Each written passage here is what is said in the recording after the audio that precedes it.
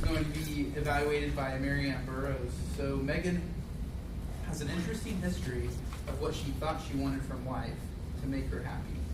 When she was little, she thought being a teacher would make her the happiest, but then realized she probably didn't have the patience to deal with a room full of little maniacs. When she was going into college, she thought her life would be perfect if she could just become a wedding planner one day, until she had an internship in which she dealt with a bridezilla. And realized it was less about planning weddings and more about controlling disasters. Now she realizes that it isn't a perfect job or one big perfect idea that's going to make her happy, but instead it's the little moments that make up every day that count. She is presenting project to organize your speech, and her speech is titled Wake Up! So welcome, Megan.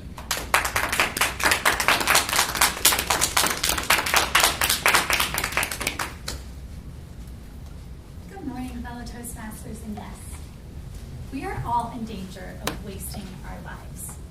Minutes by minutes pass on, days turn into weeks, turn into months, turn into years that all start blurring together.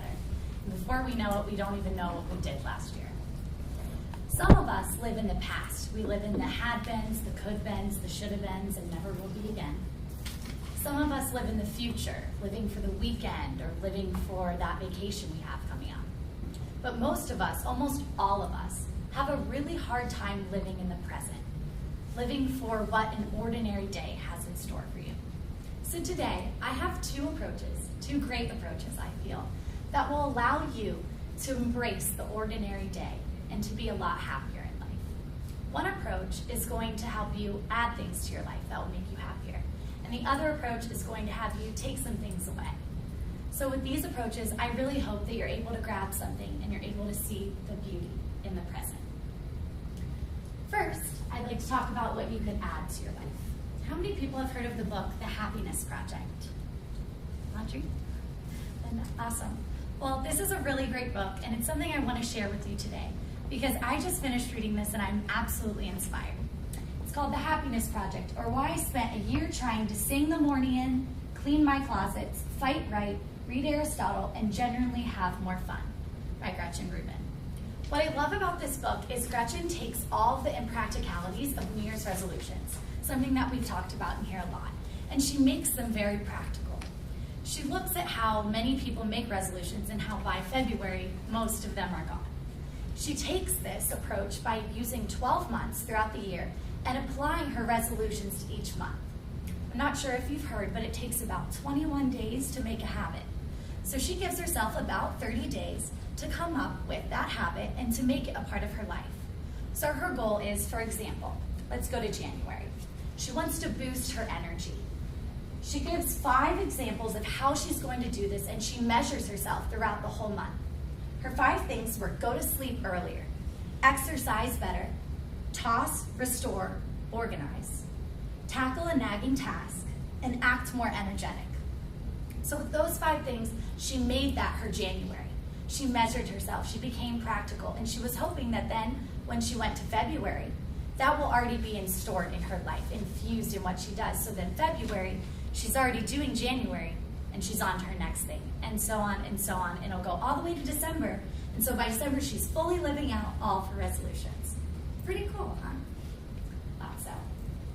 So when you look at what she's doing, it's a lot, it is. But adding things, it's all about your own happiness project. So as I read this, I was like, this is a lot about Gretchen. But I learned so much about me because I was able to apply this into how I could take this into my own life. So I really do suggest you read this. Now some of you are like, I'm not gonna read this book, Megan. I get that, I know we're all very busy. There is something that you can still learn from Gretchen today. And that's what she did before she dove into all of her 12 chapters about her resolutions. She made 12 commandments. And I thought this was really cool because we all have commandments that we live by, things we value, but do we really stand by them all the time? Before Gretchen dove into her month-by-month game of playing out these resolutions and making them into what they are, she asked herself, what are my values? For example, one of the things she wanted to do, she has a problem with procrastinating. So she wanted to make it, do it now, Gretchen, do it now. So she took that as one of her commandments and said, I'm going to do everything that I could do under 2 minutes then, right now. I'm going to make it practical. And then she put it into her January resolution, stop the nagging tasks. She cut out all the nagging tasks because she started eliminating them right when they came up. So I challenge you, if you're not going to read The Happiness Project, which I still think you should, if you're not going to do this, take a walk. Go put your headphones in and ask yourself these bigger questions. What are my commandments? What are the things I stand for? What annoys you about yourself? No one really asks you that, right? They're like, who annoys you? What bothers you? What annoys you about yourself that you can't seem to get down?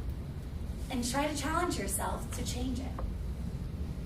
So those are some pretty fun things that you could try to add to your life. What can you take away? So there's this journal, this World Observer magazine that actually just wrote about all the things that we do to ourselves that kind of bring us down, whether it's people or whether there's a lot going on in life. There's a lot of negative things that impact us, but we don't have to be taken down by that. And they listed 5 things that we can take out of our life that will genuinely make you happier day by day.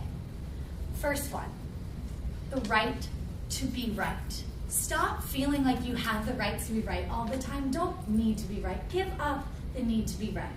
You don't have to be right. A lot of people take the people that, always have to be right in a conversation and don't want to have the conversation anymore. You lose the ability to have an open discussion and maybe learn something about yourself.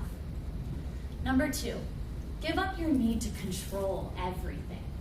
A lot of us have control issues, some more than others. But a lot of us have control issues in our certain own way. What is the way that you feel like you need to control things, and how can you give that up? Life is a lot of unknown. Everything is unknown and nothing is always certain. So open your eyes up to how you can let go of control. Number 3, stop blaming others and let go of the hurt in your life. Someone once told me that if you're holding on to anger against someone, that you actually are almost like you're drinking poison expecting the other person to die. It's harsh, I know. It sounds kind of crazy, but it's true because you have this inner turmoil in yourself that you just can't let go, and day by day you drag that on when it's not really affecting that other person at all. Number 4, give up your excuses. We all have to be accountable at some point in our lives, and when you hold yourself accountable, you realize when you fail, and that's okay. We're here at Toastmasters, we know that this is a safe place to fail. But if you never put yourself out there to fail, then you're really never going to learn. And that's the only way to grow and to be happy. And last but not least, number 5, give up complaining. A lot of us just throw complaining in as like a casual conversation or to fill the silence. You walk in a meeting and it's like, oh, it's cold in here. How can you stop complaining? How can you maybe notice when you do complain? I've given you some things you can add to your life, and I've given you some things you can take away. And I truly believe that they can make a difference. And I'm here to tell you that it's not too late, that you can wake up right now and that you can walk out this door and notice everything that's positive.